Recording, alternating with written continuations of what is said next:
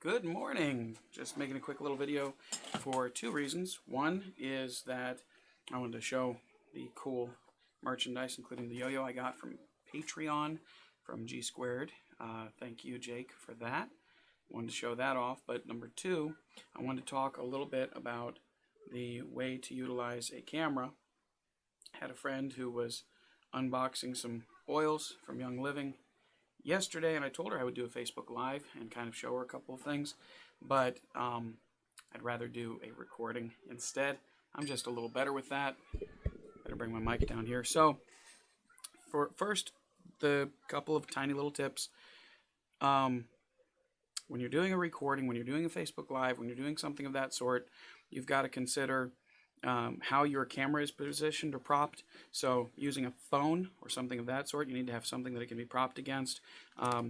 These pops sockets are okay, but they only work in certain directions, or if you have them in the right place. They make all kinds of stands that you can use. Sometimes a bowl might be the thing to use, but you've got to make sure your phone is positioned in a way that it's going to make a good image of what you're wanting to see. You've got to be mindful of where the camera cutout is. Mine is right here. For the Galaxy S series phones, I think they're up in this corner. And you've got to be very careful to center whatever you're trying to show on the camera lens itself, not down where the screen is, where you're looking. That's one thing that I had noticed that was a little bit shaky, the uncertainty of where the camera was at. The second thing was talking about autofocus. So cameras nowadays are built to focus on your face, if there's a face in frame, or anything else that is in the area. If there is no face in frame, it'll focus on the largest object. So if it can't detect a person's face, it will look for the biggest thing. Generally, not always, but generally most cameras. My phone works the same way as this camera's about to work. But here's the yo-yo. This is a Life. It was custom splashed by Jake. Clear splash, and then I was the only one that I saw on the list that chose yellow for the anodize, and I love the color here. So this is gorgeous. So I can show you the yo-yo, and I can kind of hold it off at any point, and it's a little bit out of focus, it's a little blurry, but when I get it over my face, it'll automatically focus to it. So if I hide my face, it's good. One huge tip, put your hand up behind the object you're trying to show, and it will help it to be able to find that focus point, because it will then find at least your face, if not the device, the yo-yo, the oils. So when showing off an oil, and this is from Sensationals, no idea where we got it from, it's called Be Calm. So here's an oil, you know, holding it out at the camera, and it's blurry because it sees part of my face and it's trying to focus on my face. But as soon as I put my hand behind it, it says, wow, what am I supposed to be focusing on? So let's see here. Readjust. Bring it in. See if it'll focus. It's not wanting to. Draw it in. There you go. Find a focus point. You can see it. It's nice and clear. And my camera has a lot of, it rapidly autofocuses, so it is getting back out whenever I move. So hand behind, and it will focus on the object. Beautiful. So that's one of the biggest tips that I can give when it comes to recording, is just holding the object. It's not going to focus unless you can hide your face very well, and then generally you'll want to put something behind it, give it a slight move, and it'll focus. So there's your tips for the day. Now on to looking at this Life. So if you aren't interested in yo-yos at the moment, you can quit watching at this point. I wanted to talk about this Life yo-yo because I looked at it. I said, this is the most gorgeous thing in the world. Look at it. It's just beautiful. This yellow gold splash. In fact, the only gold yo-yo I have an orange and a gold. I'll show you both of them real quick.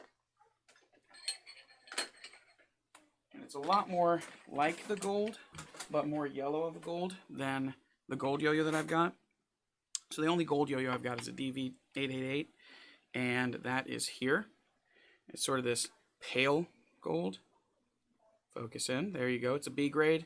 I picked up a while back when they had been going through their inventory.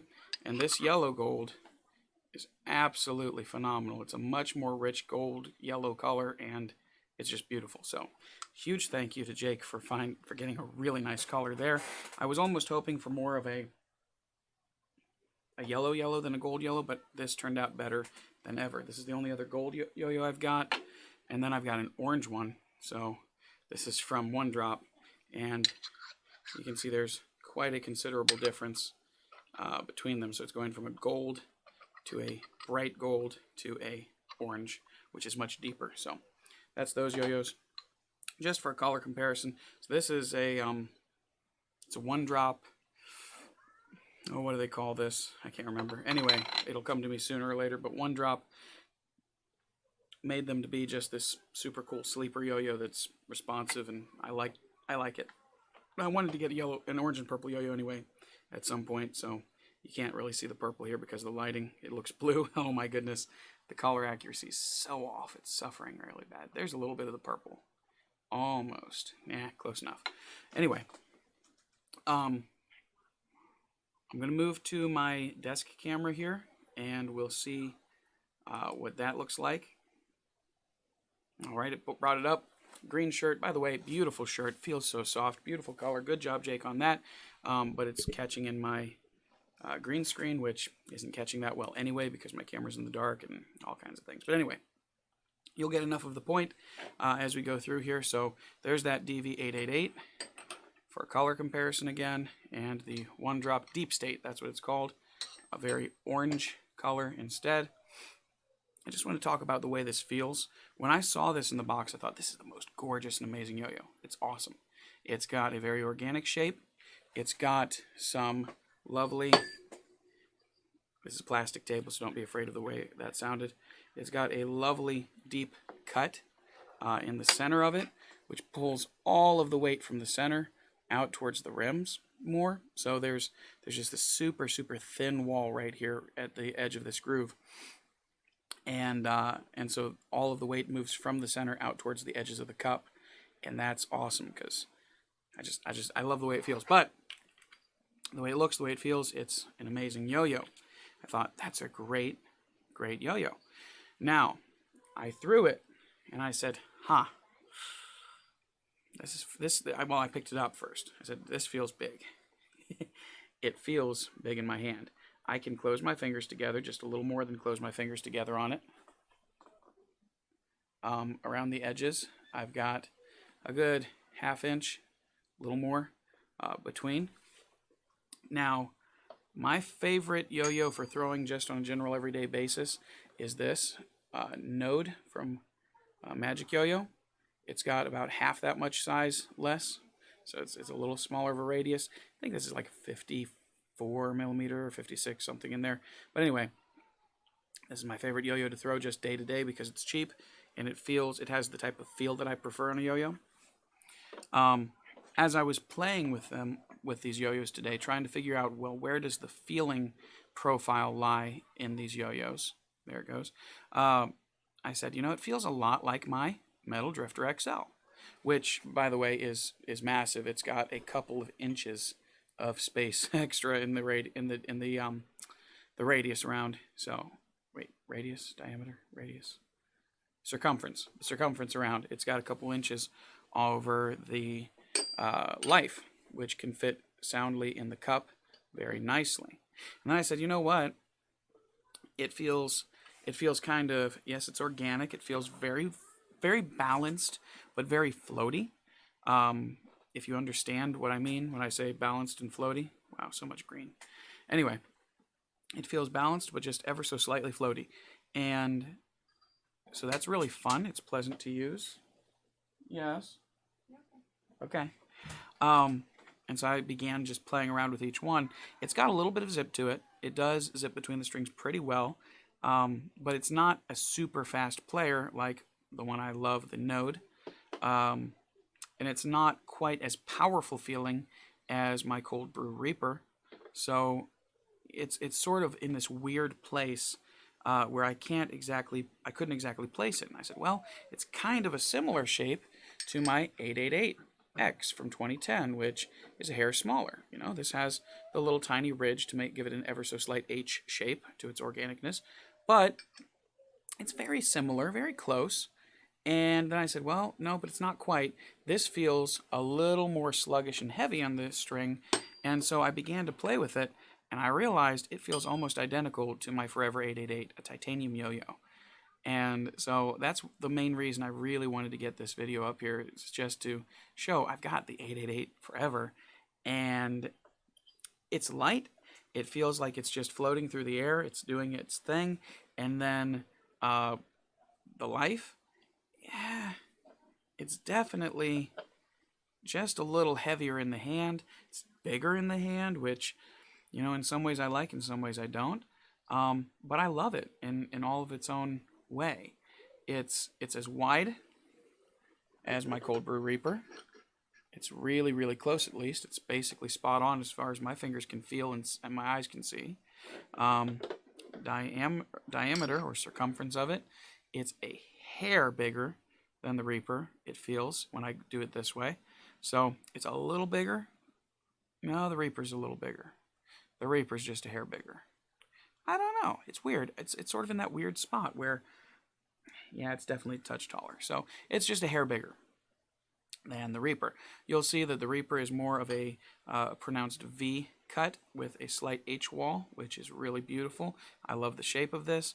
But as far as playing it, I've begun, in just the few hours, the 12 to 14 hours or whatever it's been that I've had this since we got it from the mailbox and got to open it and try it, I've grown to like this in that short amount of time better than the Cold Brew Reaper, because the Cold Brew Reaper has a little more of a sluggishness on the string. I would prefer it, aside from the fact that I enjoy having hub stacks and I like to use them and I like doing pull starts and things and catching it in my hand, Talon grab and all that.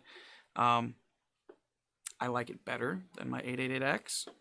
I love it way better than my DV or 888.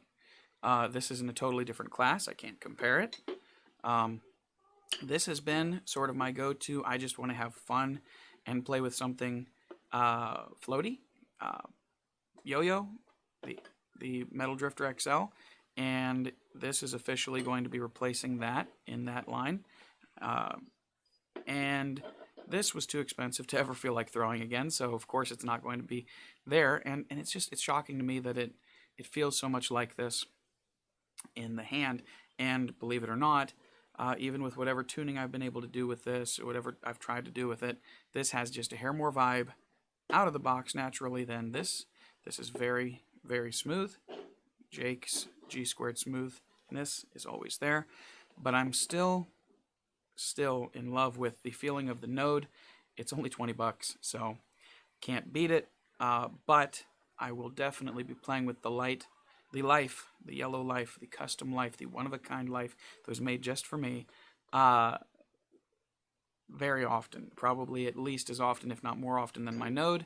So there you go, sort of ranking and tiering it, and just kind of just talking through how I feel about it. Mixed emotions. I love it.